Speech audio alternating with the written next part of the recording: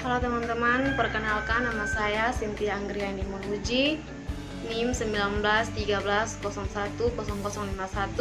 kelas BDPB, Fakultas Kelautan dan Perikanan, Universitas Pusat Cendana Kupang. Di video kali ini saya akan menjelaskan materi tentang aplikasi rekayasa genetik pada budidaya ikan di Indonesia. Di video kali ini saya akan menjelaskan tentang rekayasa kromosom. Apa itu rekayasa kromosom? Nah, di sini rekayasa kromosom adalah suatu teknik untuk mengubah kromosom ikan normal diploid 2N hasil konstribu 1N set kromosom betina dan 1N jantan. Pada rekayasa kromosom betina individu normal 2N dapat dibuat dengan sumber kromosom dari betina ginogenesis atau jantan saja androgenesis, serta jumlah kromosom dapat ditingkatkan menjadi piloploid 3N atau 4N. Penerapan teknologi rekayasa kromosom di Indonesia telah dimulai sejak tahun 1985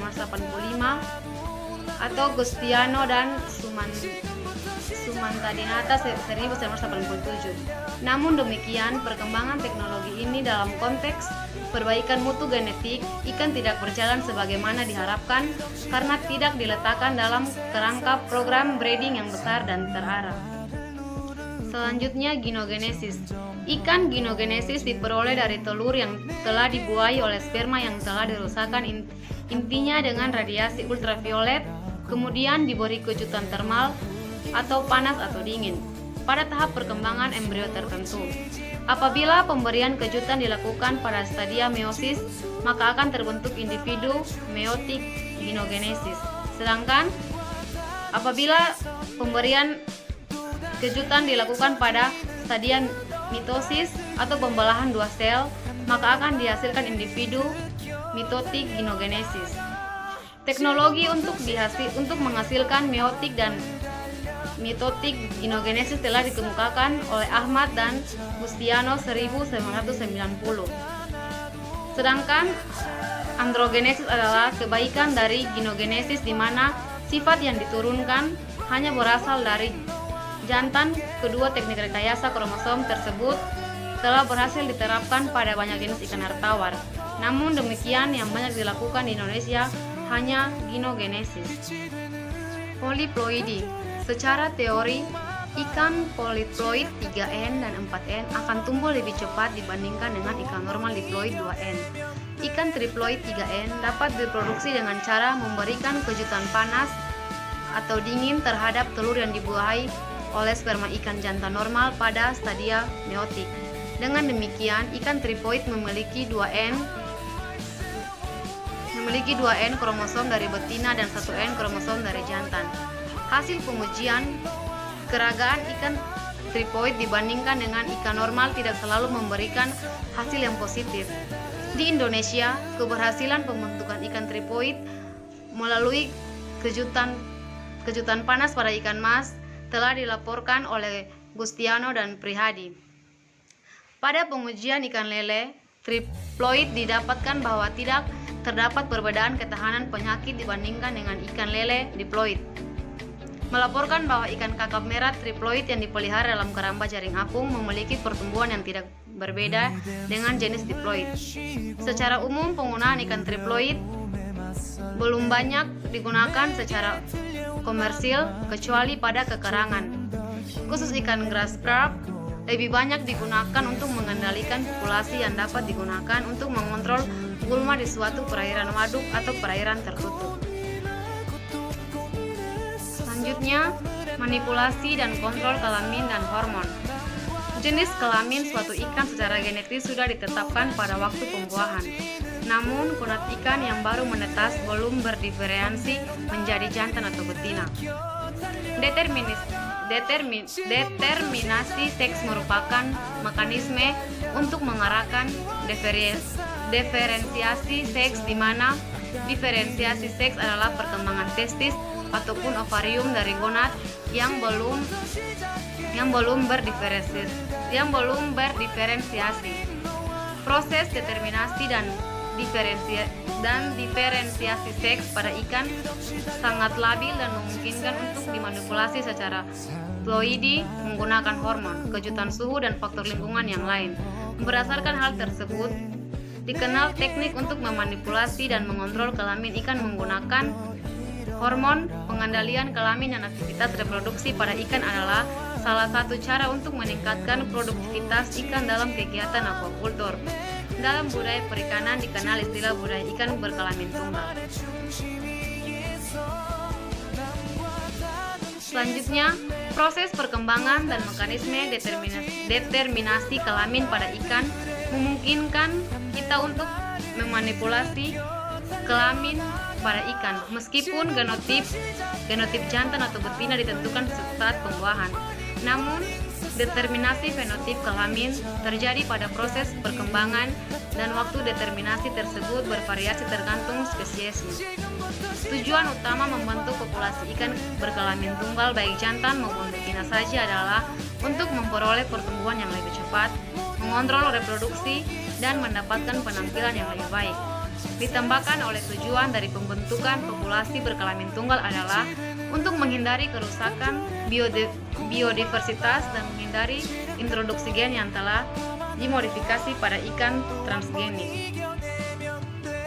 Pengalihan kelamin melalui pakan atau oral. Nah, pada teknik alih kelamin, pemberian hormon dilakukan dengan beberapa cara yang didasarkan pada faktor efektivitas, efisiensi, palatabilitas, kemungkinan populasi, biaya, karakteristik budidaya, dan perkembangan spesies ikan. Beberapa teknik yang dikembangkan dalam pemberian hormon untuk ahli kelamin yang diantaranya adalah dengan oral. Teknik oral ini dilakukan dengan pemberian melalui pakan buatan dan pakan alami. Teknik oral melalui pakan buatan telah banyak dilakukan pada ikan dan udang, sedangkan pemberian secara oral melalui pakan alami yang terendam aromatase inhibitor dilakukan oleh tasdik pada ikan nila merah dan dapat menghasilkan 70,46% jantan. Melakukan pemberian hormon melalui dapnia yang telah direndam al pada ikan lele memperoleh 51,87% jantan. Selanjutnya, pengalihan kelamin dengan perendaman.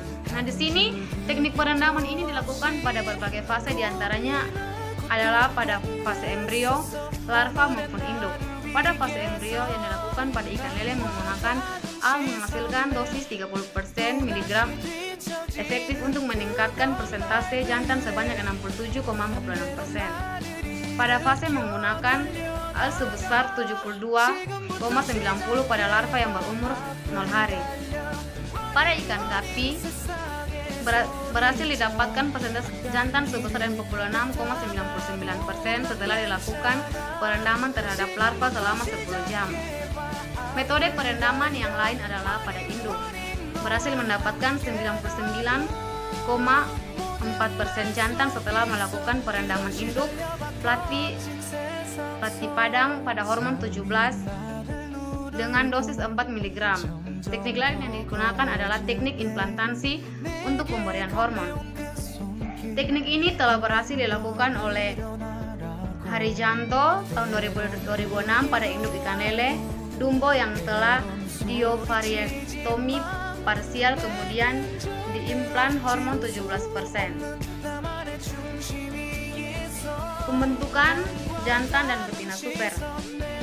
Nah, pada pembentukan jantan dan betina super, selain dengan pemberian hormon secara langsung pada satu generasi, dikenal juga teknologi induk jantan. Induk ini digunakan untuk membuat induk yang dapat menghasilkan benih tunggal kelamin jantan. Teknik ini dilaporkan pertama kali oleh Scott, sedangkan di Indonesia baru dilakukan pada tahun 2004. Tahapan ini, pembentukan induk jantan terdiri atas 3 tahapan, yaitu tahapan feminisasi atau pembalikan kelamin dari jantan genotip menjadi betina fenotip dengan hormon steroid. Yang kedua, tahap uji progeni atau mengawinkan ikan jantan normal dengan betina fenotip hasil pengalihan kelamin. Dan yang ketiga, tahap produksi atau mengawinkan ikan jantan super homogamet dengan betina normal. Nah, selanjutnya kita masuk dalam transgenik. Prinsip transgenik adalah perubahan secara buatan pada genom akibat penambahan atau pengurangan atau perubahan susunan asli secara rekombinan DNA dengan cara memindahkan satu atau beberapa gen dalam potongan DNA asing yang menyandingkan sifat tertentu dari suatu organisme ke dalam organisme lain. DNA rekombinan adalah kombinasi ulang atau rekomendasi atau penggabungan ulang gen dari sumber yang berbeda secara in vitro.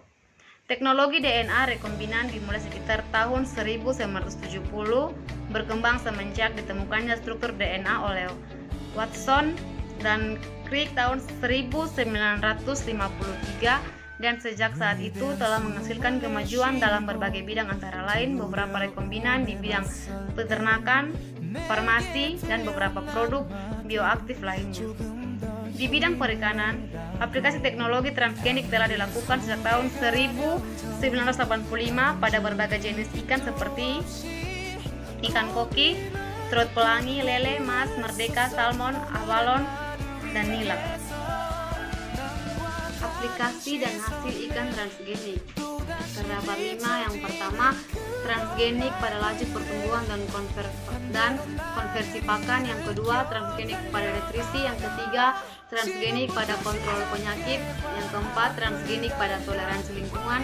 Dan yang kelima, transgenik lainnya. Penutup, aplikasi rekayasa genetik pada ikan budidaya telah banyak diterapkan di Indonesia. Namun demikian, manfaat yang diperoleh belum optimal karena belum tersedianya program besar yang terarah dan berkesinambungan untuk menghasilkan suatu produk yang memberikan manfaat terhadap budidaya secara langsung. Di masa mendatang diharapkan teknologi yang telah tersedia dapat diaplikasikan untuk meningkatkan produksi dan produktivitas pembudidaya di Indonesia. Penerapan teknologi sangat tergantung pada status terkini komoditas yang akan diperbaiki kualitas genetiknya dan permasalahan yang dihadapi antara satu komoditas dan komoditas lainnya yang berbeda pendekatan perbaikan genetik yang dapat diterapkan. Sekian hasil presentasi saya tentang aplikasi rekayasa genetik pada budidaya ikan di Indonesia. Terima kasih.